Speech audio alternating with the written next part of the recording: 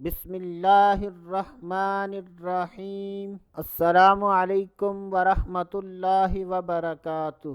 آج کی اس ویڈیو میں بات کریں گے خواب میں کسی کو گرانے، کسی پر پتھر، شکر یا بادام پھینکنے کی تعبیر۔ حضرت سیدنا ابن سیرین رحمۃ اللہ تعالی علیہ نے ارشاد فرمایا کہ اگر کوئی شخص خواب میں دیکھے کہ اس نے کسی کو گرایا ہے تو یہ اس بات کی دلیل ہے کہ ایسا آدمی دشمن پر فتح پائے گا۔ اگر کوئی شخص خواب میں دیکھے کہ اس نے کسی پر پتھر پھینکا ہے تو یہ اس بات کی دلیل ہے کہ ایسا آدمی کسی کے ساتھ لڑائی جھگڑا کرے گا۔ بعض اہل تعبیر بیان فرماتے ہیں کہ اگر کوئی شخص خواب میں دیکھے کہ اس نے کسی پر پتھر پھینکا ہے تو یہ اس بات کی دلیل ہے کہ ایسے آدمی پر لوگ زنا یا گناہ کی تہمت لگائیں گے۔ اگر کوئی شخص خواب میں دیکھے